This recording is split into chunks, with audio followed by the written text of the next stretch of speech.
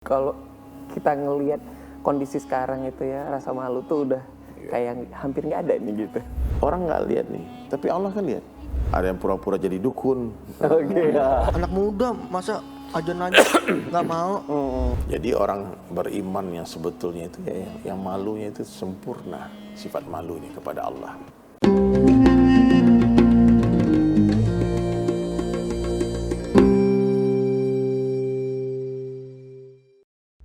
Assalamualaikum warahmatullahi wabarakatuh. Halo sahabat Kompas TV, ketemu lagi sama Irsya dan kali ini masih bersama Ustadz Dery ya di program Dengar Kata Ustadz yang terus tayang di channel YouTube Beranda Islami. Masya Allah. Sehat ya Ustadz ya? Irsya, thank you. Alhamdulillah. Teman-teman di sini sehat juga? Alhamdulillah. Wajahnya udah mulai cerah nih ya. Karena sudah mulai tercerahkan sejak kedatangannya Pak Ustadz di sini. Betul. Insya Allah ya.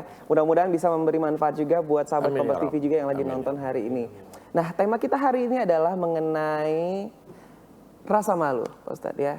Jadi Aisyah juga pernah dengar ceramah dari Pak Ustadz juga, pernah baca-baca juga. Kalau kita sebagai seorang Muslim itu butuh yang namanya rasa malu atau pemalu kali ya gitu.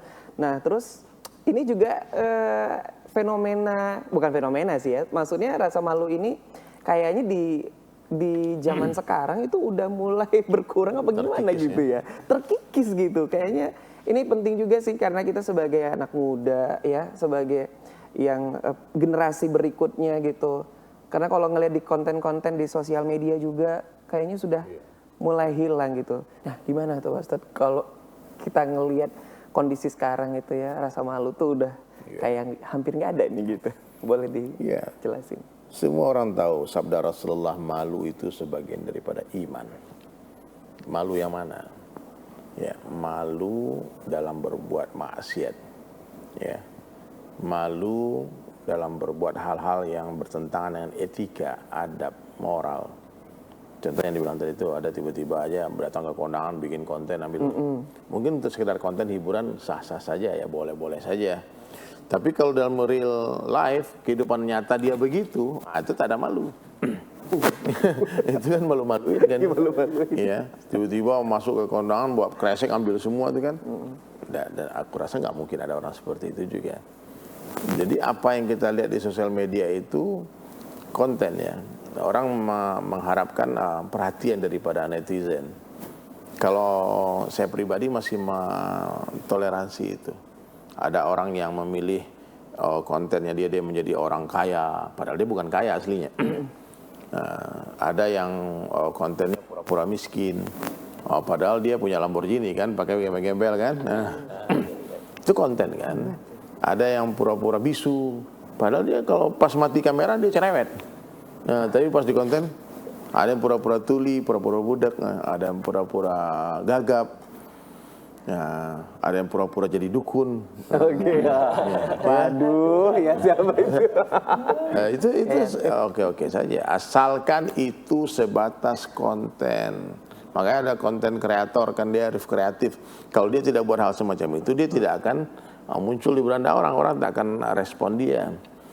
Maka untuk membuat konten seperti itu juga perlu kecerdasan.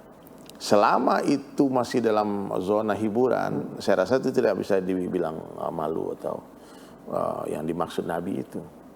Nah, jadi malu, contohnya ya orang dia bermaksiat di depan umum, dia bukan mahram, bergandengan tangan, itu kan tidak ada rasa malu. Ya. Ataupun seperti yang hari inilah, dia sudah terang-terang tertangkap korupsi. Tapi di kamera dia senyum jempol, dia nggak ada malu. Mesti dia kan tertunduk malu, dia menyesal. Ya. Hari ini itulah, karena iman itu tidak ada, bahkan orang berbangga-bangga dengan maksiat itu. Dia bangga dengan maksiat. Ya. Dia bangga memamerkan aib-aib masa lalunya. Nah, ini karena apa? Iman yang tidak ada. Ya, orang kalau udah beriman, otomatis dia malu, karena iman tuh bagian yang kita kan percaya kepada yang gaib, yang nggak nampak kan, ya Allah nggak nampak. Tapi bagi orang iman dia tetap malu bermaksiat. Ya. Orang nggak lihat nih, tapi Allah kan lihat. Ya, malu bermaksiat. Saya teringat ada satu cerita itu, ada satu orang, saya jumpa, dia orang Saudi Arabia. Waktu itu dia pergi khurus dakwah ke Indonesia. Jadi dia bercerita kepada kita orang-orang Indonesia bagaimana cerita dia dapat hidayah. Jadi dulu sebelum dia dapat hidayah, dia seorang Arab jahiliyah. Ya, di Arab itu kan ada yang ikut Rasulullah, ada ikut Abu Jahal kan. Sama-sama orang Arab juga nih. Jadi nggak semua orang di Arab Saudi itu baik. Nah, dia cerita waktu musim haji dia pergilah holiday ke luar negeri. Tepatnya dia pergi ke Thailand.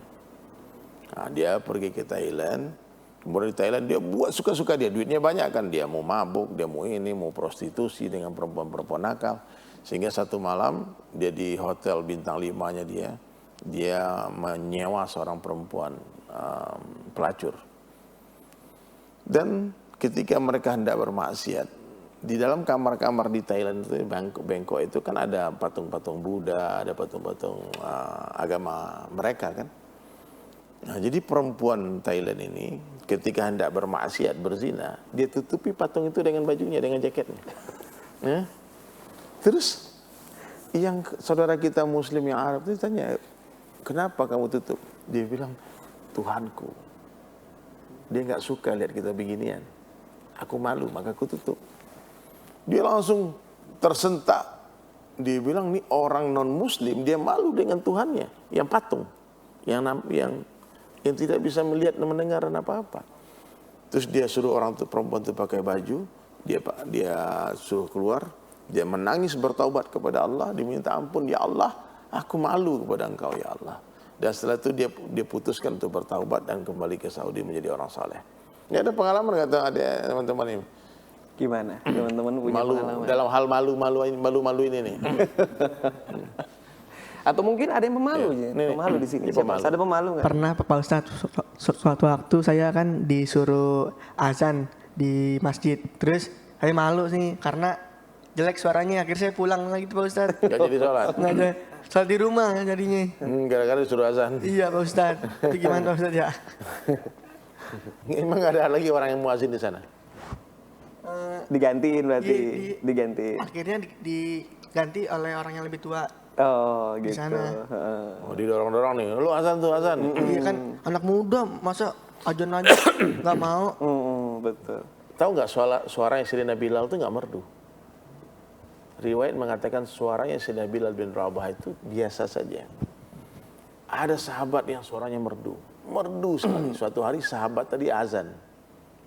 Dia azan karena Bilal mungkin lagi uzur waktu itu. Dan dia dengar riwayat dari guru saya ini. Tiba-tiba malaikat itu turun dan bertanya, kenapa hari ini tak terdengar azan ke arsy? Ternyata suara merdu itu tidak menentukan azan itu sampai menggetarkan arsy-Nya Allah. Yang Allah lihat tuh keikhlasan kita dalam azan itu. Kalau antum pergi, saya pergi ke luar negeri, ke India, ke Bangladesh, itu orang azan lucu-lucu azannya. Nggak ada merdu kayak kita di Pakistan kan. Allahu Akbar, Allahu Akbar, gitu aja. Nggak ada iramanya. Ya. Hayya 'alas salah, hayya 'alal falah, gitu. Benar-benar gitu. La ilaha illallah. Jadi satu hari saya azan, dimarahin sama orang itu. Kita azan pakai bahasa Indonesia, azan gaya Allahu Akbar, Allahu Akbar. Justru dibilang, luruskan niat. Kamu azan mau mendapatkan pujian orang, rupanya dengan suara merdumu. Nah, di sana saya dengar tuh hadis Sayyidina Bilal itu suaranya tak terlalu merdu. Kenapa Allah suruh pilih Bilal jadi muazin ya Rasulullah? Karena dia pengorbanannya tinggi, keikhlasannya tinggi. Sehingga suara dia yang sederhana itu menembus arsy Allah. Bergetar tiang-tiang Allah. Jadi antum mulai hari ini jangan malu ya, suara antum bagus. Ya. Coba pas hayya 'alas shalah, coba hayya 'alas shalah. Hayya 'alas shalah. Hayya alas sholat. Oh iya, ini kurang panjang memang suaranya. kurang panjang mah. Tapi insya Allah umur panjang insya Allah. Amin. Jangan sampai Ya Allah, umur sependek amin. suara ya. Bahaya lah. Tapi insya Allah ya nanti kalau disuruh lagi azan jangan kabur. Baik Pak Ustadz. Dia tuh pulang. Ada lagi yang lebih parah, dia azan tak ada orang datang dia pulang. Dia bilang kafir semua. Dia bilang kafir semua orang kampung ini rupanya katanya. Nah, jadi azan itu karena Allah. Orang datang nggak datang, orang suka nggak suka, tetap aja azan.